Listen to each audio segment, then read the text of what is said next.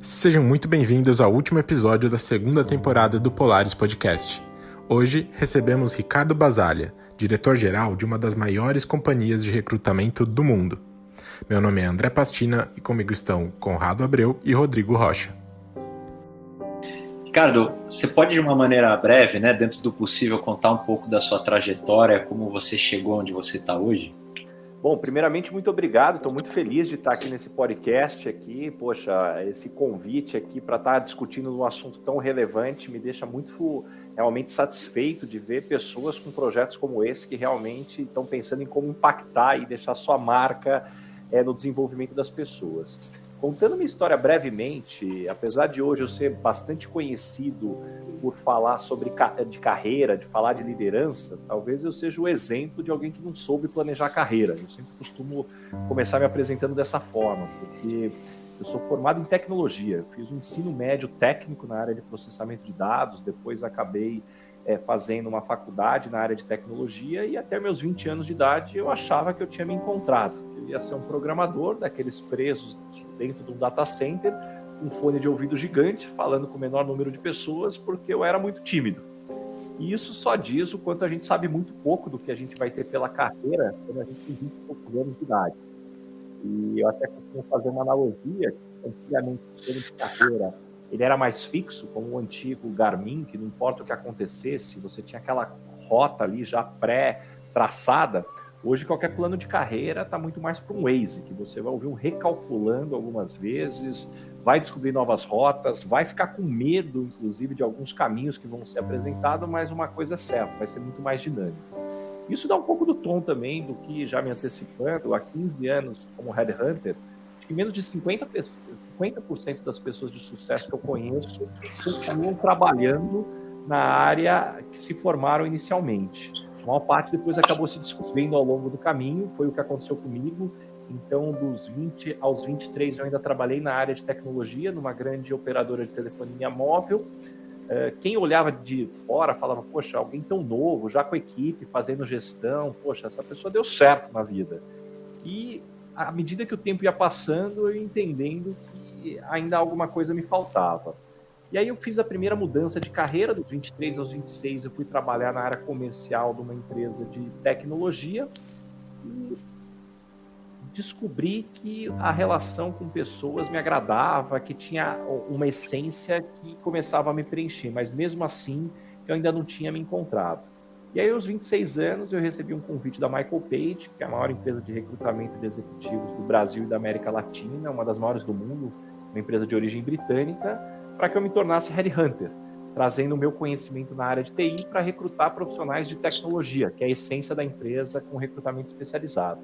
E foi uma das melhores decisões profissionais que eu tive na vida, acabei me encontrando, acabei me desenvolvendo nessa área, fui fazer um mestrado, fiz especialização em Yale, nos Estados Unidos, depois fui fazer uma outra extensão desse mestrado em Fudan, em Xangai, para entender também o modelo oriental. E com isso, depois, muitos projetos foram surgindo, desde projetos de levar conhecimento no Instagram, onde parte das pessoas me conhecem, da parceria com o Bernardinho e com o Vabo para fazer cursos de liderança, depois, além da Facul, com o Thiago Reis e com o Álvaro. De novo, meu Waze continua recalculando todos os dias.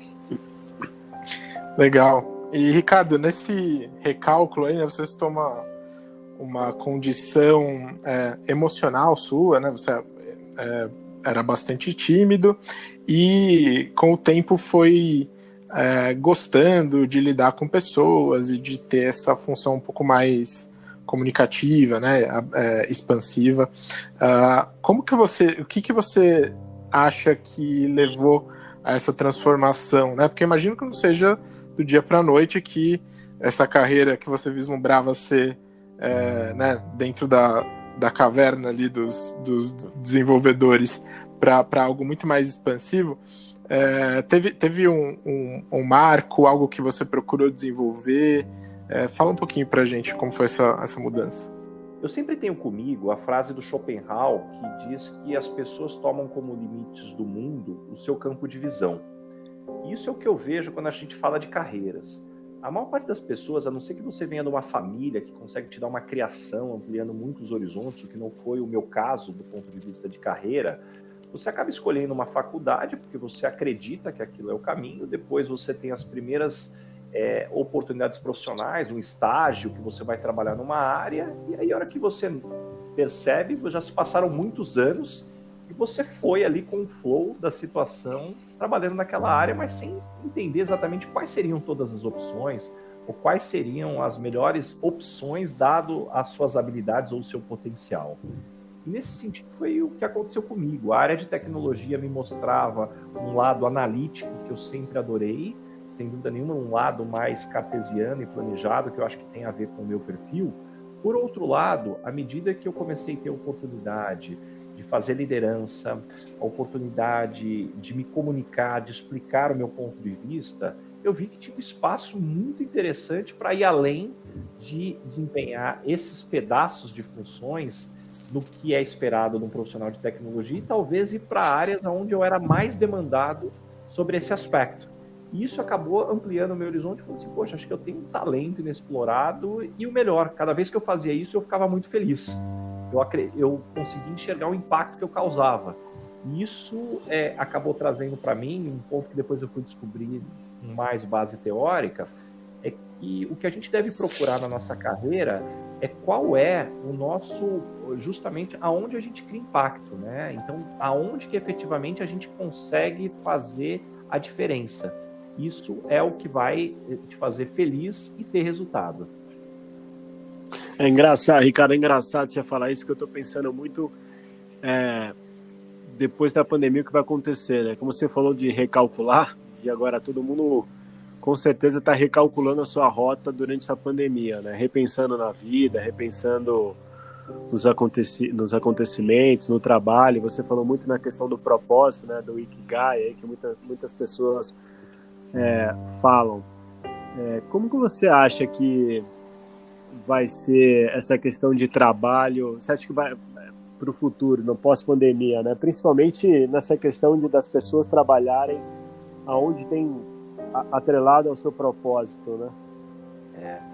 Você sabe que uma analogia que eu gosto sobre essa sua pergunta é a gente lembrar de uma tribo indígena lá do Amapá, que eles têm o costume de que sempre que alguém está doente, não importa o que aconteça, de febre até uma dor de barriga ou até uma dor em algum outro órgão ou qualquer outra doença, o remédio é sempre o mesmo, que é um veneno de sapo. E aí foram estudar por que esse veneno de sapo muitas vezes resolvia o problema. E o que acontece é que esse veneno de sapo, quando tomava contato com o organismo, ele causava um choque de alguma forma, e isso fazia com que todos os órgãos entrassem numa situação ali que era como se fosse um reboot, né? Que isso fazia com que muitas vezes você colocasse de novo o organismo para funcionar. E o que eu acho que a gente está vivendo agora, todo mundo tomou um pouco de veneno de sapo com essa pandemia, porque você saiu da sua zona de conforto, você saiu da operação no automático e se colocou aí sobre... enfim, você foi testado sobre vários âmbitos que talvez você não estava acostumado, desde as suas relações familiares, de estar isolado com pessoas convivendo por muito mais tempo, até sendo exigido profissionalmente de um novo ângulo. E é claro que isso fez com que muita gente repensasse se o que estava fazendo estava no caminho certo. Então, acho que a gente está com um veneno de sapo aí, que vai fazer com que todo mundo acorde aí para coisas que estavam dormindo até então. E, Ricardo, eu ia fazer uma pergunta exatamente ligado a isso, que é justamente a pandemia nos forçou a nos adaptar, né, em diversos aspectos das nossas vidas, e a gente está nesse processo. E você acredita que de tempos em tempos isso realmente aconteça, né, seja a pandemia ou seja qualquer outro grande evento desse tipo, e que é necessário isso acontecer para que a gente possa evoluir? O que eu acredito é que a maior parte das coisas que a gente desenvolve ao longo da vida, ela é mais pela dor do que pelo amor, né? Existe também desenvolvimento pelo amor, né? Quem tem filho sabe muito bem o que é desenvolver pelo amor. Mas a maior parte das coisas, quando a gente olha, e eu tenho uma pergunta que eu adoro fazer nas entrevistas, que é: quais fatores da sua vida fazem você ser quem você é hoje. Quando você para refletir numa pergunta como essa, né, que fatores da sua vida fazem você ser quem você é hoje? Normalmente a gente passa por situações extremas. E dentro desse aspecto, eu acredito que cada um tem o seu ciclo de aprendizado. Só que quando vem um evento como esse, que você coloca definitivamente toda a população em impacto, é algo incomum. Né? Espero que seja incomum, né? Que agora não se torne algo comum. Mas definitivamente é algo que a gente para ter essa reflexão e a gente deveria justamente aproveitar para olhar esses momentos como um momento de oportunidade e não apenas um momento de dor, para que a gente defina o que a gente quer, porque eu vejo muitas vezes as pessoas falando, poxa, a gente está no momento da pandemia, que horrível, não vejo a hora de ser como era antes. Não, de jeito nenhum. A gente fala de um jeito como se antes as relações fossem perfeitas no trabalho, em casa. Não, tem muita coisa para ser melhorado. Então, claro, eu quero sair dessa situação, mas eu quero sair melhorando com base no que eu tinha antes para um cenário melhor. Ricardo, ainda falando, né, dessa questão de adaptação, de como a gente vai desenvolver nosso trabalho no futuro, como o mercado vai se adequar, né, às novas relações e tal, seja por conta da pandemia ou mesmo pelo que a gente já estava vislumbrando de inteligência artificial, de tecnologia, enfim. Tem uma frase que eu li numa entrevista sua, que não é a inteligência artificial que substitui empregos, é a emocional. Comenta um pouquinho dessa frase, o que você acredita que te faz citar essa frase. Acho que tem um ponto muito legal quando eu falo dessa frase, e ela sempre me marca, é que, primeiro que quando a gente traz essa estatística, que 91% das pessoas são contratadas por questões técnicas e depois demitidos por questões comportamentais, todo mundo lembra de alguém que você já trabalhou junto, ou até trabalha hoje, talvez, porque se enquadra nessa dinâmica. E aí, aonde eu vejo é que a gente, como humanidade, a gente evoluiu muito, né? Se a gente for pensar, os últimos 300 anos, foi muito desenvolvimento. E se a gente comparar, né, o tubarão vive da forma como ele vive igual nos últimos 40 milhões de anos, a tartaruga nos últimos 150 milhões de anos. O ser humano, em 300 anos, foi capaz de mudar muito. Mas, ao mesmo tempo que a gente foi capaz de desenvolver muito o nosso lado intelectual, então desenvolvemos a ciência, a matemática, a tecnologia, a gente mandou foguete para a Lua, a gente continua reagindo emocionalmente aos estímulos e circunstâncias da mesma forma que os nossos antepassados, né? Com afeto, desafeto, raiva, dominação, ego, inveja. E aí a gente toma as nossas suposições e vamos fazer as nossas cruzadas. E isso é um pouco do que eu vejo, que é o cuidado que a gente tem que ter, que a gente cada vez mais continue desenvolvendo o intelecto, a habilidade técnica e muito pouco em desenvolver o nosso emocional, onde a base disso passa pelo autoconhecimento. Cara, recentemente a gente entrevistou o Vitor Belfort e ele falou uma coisa referente às derrotas, né? Que poucas pessoas falam das derrotas. E falar das derrotas é uma coisa importante.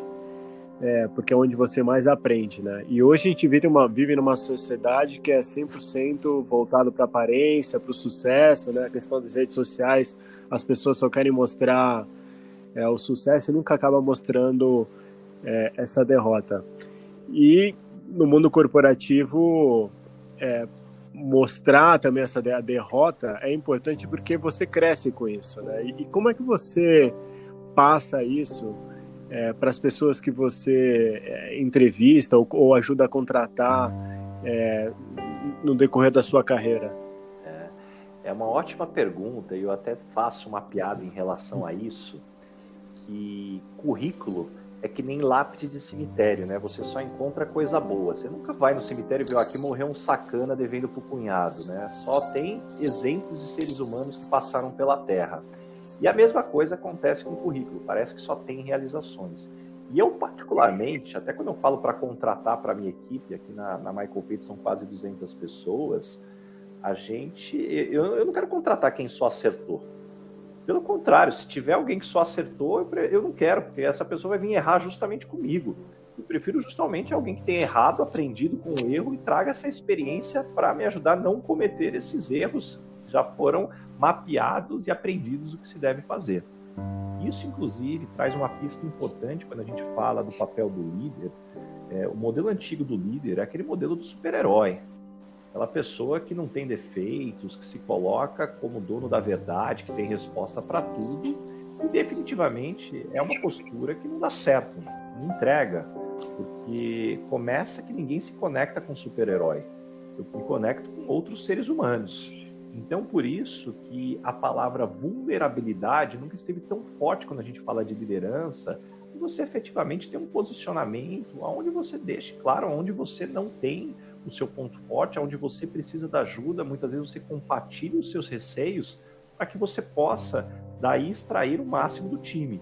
Inclusive porque hoje você não pode mais se dar o luxo de desperdiçar um cérebro do seu time. O mundo está cada vez mais competitivo. O mundo está cada vez mais dinâmico. Então, se antigamente eu conseguia contratar pessoas só para executar, porque os planos eram de 10, 15 anos, estáticos, e você só precisava de gente executando, agora não dá mais isso. E você efetivamente extrair o melhor das pessoas é dar voz para elas, criar essas conexões e entender aonde cada um joga melhor em cada posição, em cada habilidade, em cada experiência. Legal. E Ricardo, você comentou da questão de vulnerabilidade e da parte comportamental, e nas suas funções aí nos últimos anos, como você vê o equilíbrio da busca constante das empresas por performance, né, de trazer pessoas que vão dar resultados, de repente, de curto prazo, com justamente esses valores aí pessoais, sejam vinculados aos valores das próprias empresas, mas de princípios e valores que as pessoas de repente não são tão valorizadas quando olha para o lado de performance que ela tem que entregar, né? Acho que o primeiro aspecto é a gente lembrar que as pessoas são mais eficientes, né, do ponto de vista de entrega, do ponto de vista de performance, quando elas não têm que investir energia para se adaptar a serem algo que não são. Então, quando a gente fala de diversidade, inclusive, esse é o grande ponto. A diversidade, ela traz benefícios não só por você ter vários prismas para ter uma ideia, mas também porque as pessoas não estão gastando energia com o que não precisa, né? Que é gastar energia para se adaptar ao estereótipo da empresa. Então, dentro desse aspecto, você quer a energia das pessoas toda para o resultado. E isso faz com que, claramente, as pessoas também estejam menos dispostas a se adaptar a algo que elas não são na essência. Então, isso você encaixa, sem dúvida, com valores, com propósito. Isso é o que constrói no médio e longo prazo, dá para a gente falar um pouquinho mais sobre isso também, mas só para não escapar da tua pergunta sobre performance, de tudo que eu já estudei, eu gosto de uma fórmula muito simples, que diz que performance é igual a talento menos interferência. Simples assim, performance é igual a talento menos interferência. Então, talento é tudo que você traz de experiência, de habilidades para que você entregue resultado ou atitude. Interferência é tudo que atrapalha você de entregar um resultado. Então, pode ser uma informação, pode ser comportamento, pode ser problema com pares, pode ser você não se sentir parte do grupo. Então, o grande desafio do líder é como é que você potencializa o talento e diminui a interferência. Porque não adianta nada alguém ter talento nota 9, interferência nota 7. 9 menos 7 é 2, essa pessoa te entrega 2. Muitas vezes alguém com nota 7 de talento, interferência nota 2, 7 menos 2 é 5. Pessoa menos talentosa, mas com muito menos interferência, entrega mais. Então, aí entra a habilidade do líder nesse sentido de como extrair o melhor. Ricardo, outro dia, já tem um tempo, eu escrevi um artigo, porque eu estava estudando referente a algumas empresas, né? E aí, estudando as empresas, eu acabei estudando os líderes e, como consequência, a questão da diversidade dentro das empresas como Apple e tudo mais. E aí, eu trouxe um pouco até chegar à minha posição. Por exemplo, na época, era um diretor de marketing. E aí, eu cheguei à conclusão seguinte, que antes, a maioria das empresas focavam muito na questão da especialidade, né? Onde você tinha os especialistas, né? Aquele modelo meio japonês. Depois veio as empresas que eram mais generalistas, né? E agora, por último, eu tenho visto muito a questão das empresas versalistas, né? Onde um líder, na verdade, ele tem um profundo conhecimento não só em uma área, como em outra área. Então, você vê áreas, né, se juntando e, por exemplo, o marketing, o cara tem que conhecer também um pouco de tecnologia hoje. Se ele não conhece tecnologia hoje, ele acaba ficando fora de mercado. Como é que você vê esse movimento nas empresas e no modelo de contratação? Você realmente tem visto líderes muito mais versalistas do que especialistas, ou você acha que ainda continua um mix bom? O que eu acredito, e aí eu acho que um ponto fantástico que você traz, que é a análise do contexto. Acho que uma coisa que o mundo corporativo erra é que a gente está sempre querendo fazer do outro, sempre querendo copiar a teoria do outro sem analisar o contexto. Então, quando a gente fala, por exemplo, até do erro, do aprendizado, eu não quero contratar um cirurgião que não sabe fazer cirurgia. Eu não quero contratar uma pessoa que fecha balanço numa empresa de capital aberto, que vai publicar algo no mercado sendo criativo. Tem áreas que claramente eu preciso de especialistas para entregar. Existem outras situações onde você tem um tempo que tem que ser dimensionado, quanto tempo a pessoa leva ou ela pode levar para entregar resultado, e isso dá a distância do quanto eu posso pegar alguém para formar ou dar espaço para a pessoa se desenvolver ou trazer alguém pronto. Agora, uma coisa é fato. No mundo que muda cada vez mais rápido, o conhecimento está cada vez mais datado, inteligente, né? Existem várias teorias sobre inteligência, e uma que vem ganhando muita força é que inteligente hoje em dia não é mais quem tem um grande estoque de conhecimento para ser usado à medida que é necessário. Cada vez mais o conceito de inteligência ela está atrelada à pessoa que nunca teve contato com aquele tema e rapidamente ela consegue aprender e ficar acima da média. Porque se o mundo muda tão rápido, mais importante é alguém que saiba aprender rápido do que alguém que tem um estoque de conhecimento. Então, eu acho que isso junta boa parte dos pontos que você perguntou e é onde a gente tem que ter a nossa cabeça aberta, o que a gente traz no nosso estoque que tem valor, da nossa habilidade de identificar rapidamente o que a gente precisa aprender, a gente precisa se desenvolver, trazendo para o nosso repertório. Eu costumo dizer que todo profissional é como se fosse um app no mercado de trabalho. Então, da mesma forma que o nosso app só continua relevante no nosso celular, por qual motivo? Porque ele está sempre mandando novas versões. Quando você manda uma nova versão do app, ele traz novas funcionalidades ou corrige bugs. Normalmente é um desses dois motivos que faz com que venha uma nova versão do app. E a mesma coisa a gente tem que pensar com a gente no mercado de trabalho, não pode ser um empreendedor ou um executivo. Qual foi a última versão que você trouxe? Seja trazendo novas funcionalidades ou corrigindo bugs, porque todo mundo tem bug para corrigir. Isso faz com que a gente mantenha o nosso valor perante ao mercado. Bacana.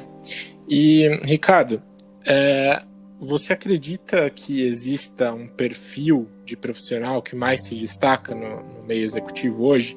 Ou isso é lenda? O que eu acredito, quando a gente fala do perfil técnico, certamente não. Agora, quando a gente fala de comportamentos, né, quando a gente fala de skills, tem algumas coisas que certamente se destacam. A pessoa que investe no autoconhecimento, normalmente, percebe-se melhor, não só no ambiente, como ele é visto, como ele impacta o ambiente, como também tem mais consciência do que ele é bom e o que ele precisa de ajuda. Quando a gente fala da adaptabilidade, é outro fator extremamente importante, porque é alguém que está sempre aprendendo em constante evolução. Atitude, sem dúvida nenhuma, é algo que faz toda a diferença profissional ter resultado, porque ele vai atrás, ele corre, ele luta pelo que acredita e demonstra essa paixão. E por último, ambiguidade, porque cada vez o mundo se torna mais ambíguo. Não tem o 0 ou 1. Não tem simplesmente a cor preta ou a cor branca, são vários tons de cinza. E isso é o que acontece no mundo corporativo, e quem sabe lidar com essa ambiguidade certamente também sai na frente. Então, o que eu acabei de dizer aqui são os 4 As: autoconhecimento, atitude, adaptabilidade e ambiguidade. Legal. E nessa toada, Ricardo, tem um tweet que você fez ontem, se eu não me engano, que é uma pergunta que você gosta de fazer e eu queria fazer para você. O que você tem mais orgulho do que está escrito no seu currículo? Eu acredito que foi a capacidade de fazer a diferença por onde eu passei. Isso eu não estou dizendo que eu fui o melhor tecnicamente em cada uma das áreas que eu já atuei, mas eu acho que eu nunca passei morno por nada que eu tive de desafio, seja profissional ou pessoal. Eu certamente busquei deixar minha marca, impactar as pessoas, fazer a diferença, mergulhar para entender o problema. E eu acredito que isso me fez conectar com as pessoas, para que eu aprendesse com elas também, para que eu conseguisse extrair ao máximo delas. Então, eu acho que eu tenho muito orgulho de ter feito impacto por onde eu passei. Então, eu vejo isso desde a minha turma do mestrado, até as pessoas que se formaram comigo, até todas as empresas que eu já atuei. Um pouco do que eu tento fazer no Instagram é realmente de falar, eu não quero ser morno, definitivamente. Eu quero escolher aonde eu consigo fazer a diferença. E Ricardo, uma coisa que eu tenho também visto bastante é a primeira vez que a gente vê quase todas as gerações trabalhando junto. O que eu vejo sobre esse aspecto de gerações é que, primeiro, só tende a aumentar a complexidade, porque se a gente hoje tem uma previsão que, com o avanço na área da tecnologia em saúde, o ser humano deve ter pelo menos 100 anos de vida útil e ter pelo menos de 4 a 6 carreiras ao longo da vida, só vai aumentar o número de gerações dentro do mesmo ambiente de trabalho e vai saber efetivamente extrair o melhor resultado quem tirar o melhor de cada uma dessas gerações e fazer o melhor encaixe para que trabalhem juntas. Agora, sobre nova geração, o que eu vejo é que tem muita coisa que é criticado na geração de hoje, que, na verdade, conflitos de gerações existem desde que o mundo é mundo, né? A gente pega as frases lá atrás dos gregos, ou dos filósofos, quanta coisa que a gente lê as frases e parece que a frase foi feita nos dias atuais. Eu costumo dividir, na verdade, essas gerações em 2 gerações. A geração dos impactados e dos provocadores. Então, quando você é novo, normalmente você está no grupo dos provocadores. Quando você começa a se sentir impactado, eu só tenho uma notícia para dar aí para quem está nos escutando. A idade chegou. Faz parte lidar com esse impacto. E isso é muito importante a gente lembrar para que a gente efetivamente não caia naquela discussão, né? Ah, mas essa é a geração mimimi. Eu costumo dizer que nós somos a geração mimimi dos nossos pais e agora está chegando uma nova geração que a gente vai chamar de mimimi, porque está nos impactando. Normalmente a gente faz um jogo de cartas aqui, onde a gente chama Icebreaker, onde a gente tira uma carta pro entrevistado. A gente pode tirar uma para você? Vamos lá, que frio na barriga, vamos embora. Vamos lá. A pergunta tem até relacionado ao que a gente está falando aqui. E a pergunta é a seguinte: qual foi o pior trabalho que você já fez? O pior trabalho é aquele que, quando você termina e o resultado não ficou bom, e você olha e você tem a convicção que você não deu o seu melhor. E aí você vai ter que fazer de novo. Vai fazer de novo porque você não fez bem feito na primeira vez. E isso eu me vi em muitas situações quando eu ainda estava na área de tecnologia e eu já tinha descoberto que eu não estava feliz, que efetivamente não era aquilo para minha carreira que eu gostaria, e você começa a deixar isso impactar no seu dia a dia. Isso impacta, inclusive, a tua credibilidade como profissional. Definitivamente é algo que eu nunca mais quero repetir. Ricardo, a gente tem, nos últimos anos, visto bastante discussões a respeito de benefícios, né, nas empresas, e até em pesquisas, a gente vê que salário nem sempre, ou na maioria das vezes, nem está lá como primeiro, ou benefícios financeiros não são os primeiros que têm aparecido, né, nos últimos estudos. Você acha que na prática isso realmente se reflete essa situação? Ou a gente ainda não... Porque no final do dia, muitas pessoas ainda, né, pensam na carreira e tem a questão financeira como uma parte muito importante por motivos óbvios. Tá conseguindo na prática refletir isso no dia a dia, essa questão do relação de grana versus outros tipos de benefícios, ou ainda não? O que eu acredito é que por mais que muitas pessoas hoje critiquem a pirâmide de Maslow, que ela está desatualizada, que deveria ter um recorte diferente, tem fundamentos para isso, acho que no final do dia as pessoas começam a olhar para determinados prismas depois que elas passam de determinado nível da água. Uma pessoa que tem família, tem custo, tem ali suas responsabilidades, ela, muitas vezes, se ela não tem uma economia, ela não vai escolher ganhar metade do que ela ganha, sendo que ela tem conta para pagar. Agora, o que acaba acontecendo é que depois que você preenche esse componente mínimo de remuneração, só a remuneração não é mais suficiente. Nós fazendo a escala da criança. Quando a fala de benefício financeiro, não tem mais a ver com budget que criatividade. A empresa, dado do que ela pode gastar, do que ela quer gastar com cada funcionário, ela vai fazer o quê? E aí vai desde soluções que passam pela legislação, como dar plano de saúde para determinada categoria, até efetivamente coisas mais fora da caixa, como ter um chefe de cozinha fazendo um almoço fantástico todos os dias para os funcionários. Agora, existe também o que não é quantificado financeiramente, que vai desde a cultura, do ambiente onde você trabalha, do modelo de liderança que você está junto, ou, eventualmente, a empresa pensar em benefícios que são benefícios não tão óbvios.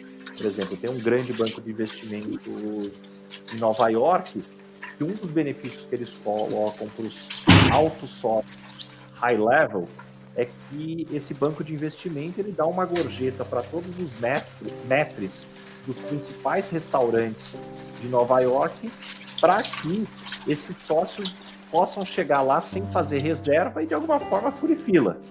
Isso é um negócio que você não consegue fazer muitas vezes na pessoa física, com um grande número de restaurantes. Então você tem ali um acesso que muitas vezes essas pessoas falam, poxa, eu vou levar meus amigos e vou mostrar que eu tenho força, né, que eu tenho potência, porque eu consigo, né, ir para um restaurante badalado. Mas a gente, de novo, a gente está falando de um outro patamar, um alto sócio de um grande banco de investimento em Nova York.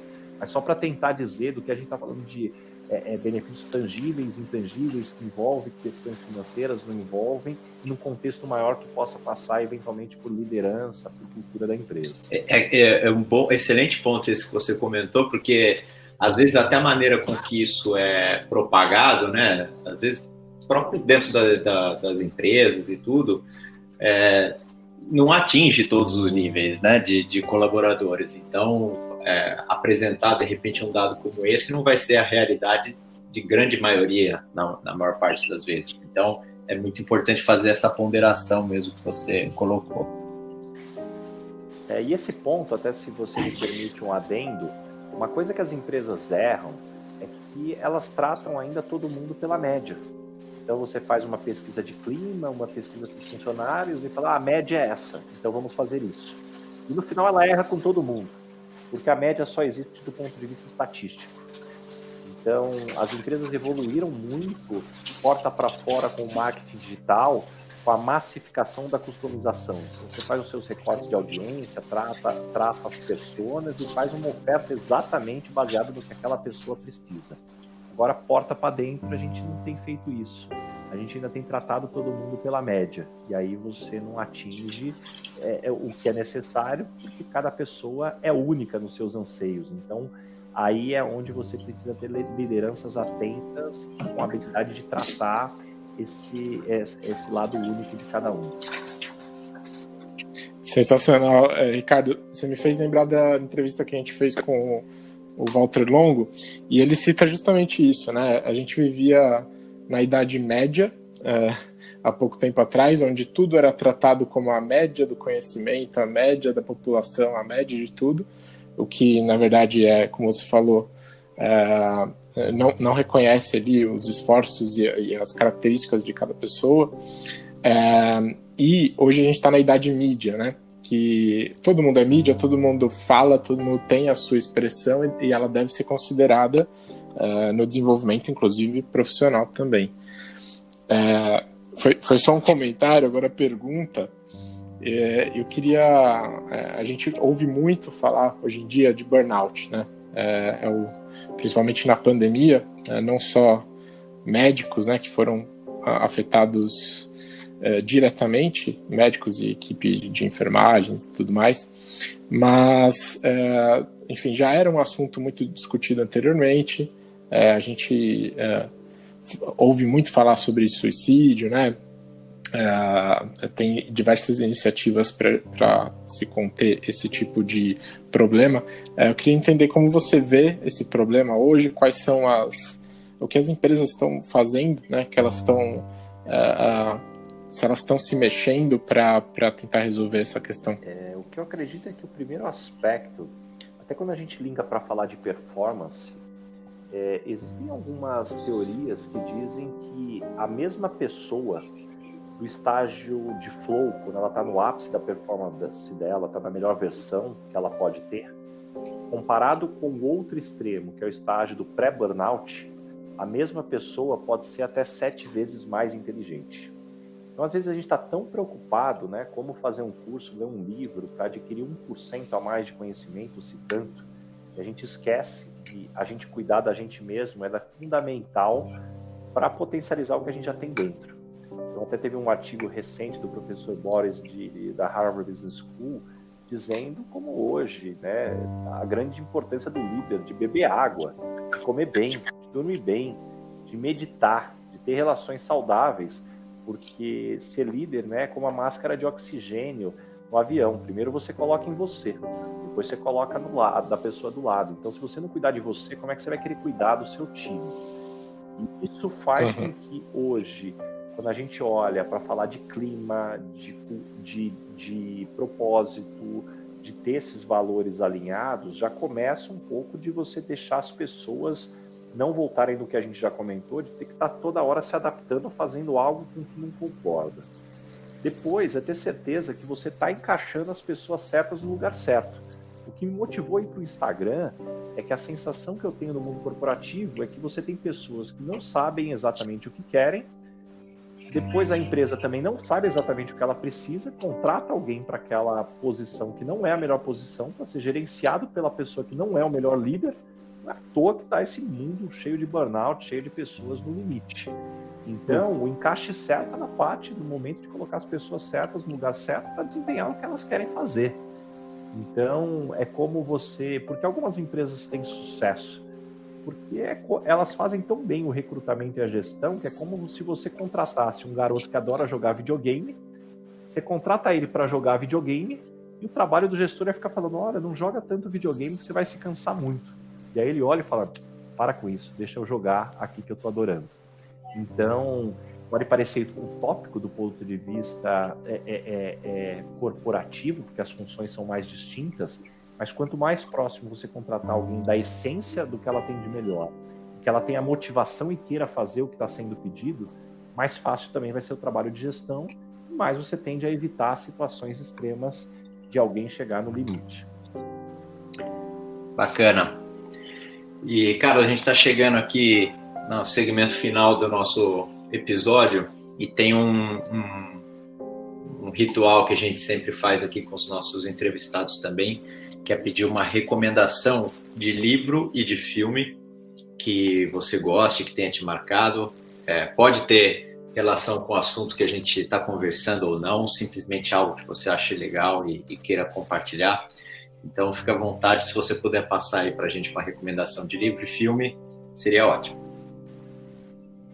Bom, um livro que eu sempre recomendo, que é um clássico, né, da década de 30, 40, que é o Como Fazer Amigos, Influenciar Pessoas, é um livro que ele assusta por ser tão atual, depois de tanto tempo.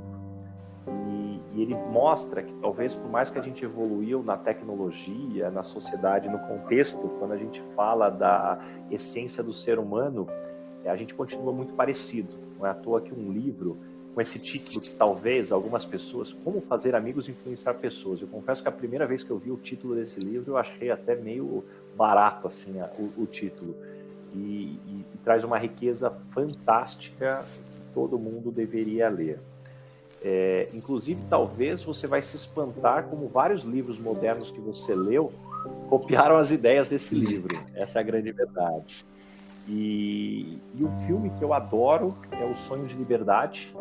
Para mim, esse filme, Sonho de Liberdade, ele traz muitas lições sobre, além do acontecido, do fato acontecido, que eu não vou dar spoiler aqui, mas de como você lidar com um ambiente diferente, você ter foco no que mais importa, você ter o planejamento, a construção. Então, super recomendo também. Excelente. Acho que esse filme só não ganhou o Oscar porque foi no mesmo ano do Forrest Gump, né, se eu não me engano. Mas é bom demais. É verdade. Excelente, Ricardo. Bem, chegamos ao fim. Obrigado pelo tempo e a aula que você deu aqui para todo mundo. Tenho certeza que inspirou muito os nossos ouvintes. E gratidão por esse momento junto aqui. Foi uma honra conversar com você e te conhecer. Sensacional, Ricardo. Muito obrigado. Eu quero agradecer a todos vocês. Que convite excelente. Tem convite que você nem pensa muito. Você só pergunta a data e hora, como que tem que estar vestido. E eu falo bem de quem, mal de quem, né? E é o convite que fizeram, entra nessa categoria. Então, super agradeço. Poxa, esse é um papo que a gente ficaria 2-3 horas fácil. Então, quem sabe numa próxima a gente continua aqui esse papo que foi muito bacana. E, de novo, fica o convite também para quem quiser acompanhar esses pensamentos, me encontra no Instagram como Rick Basaglia. E, de novo, parabéns pelo trabalho que vocês vêm fazendo. Acho que no mundo onde você tem tanta fake news, tanto conteúdo raso, ter pessoas com a experiência que vocês têm, de usar do networking de vocês, do tempo de vocês para conseguir levar esse conhecimento de tanta qualidade, merece realmente uma salva de palmas. Parabéns aí para vocês. Obrigado. Poxa, obrigado.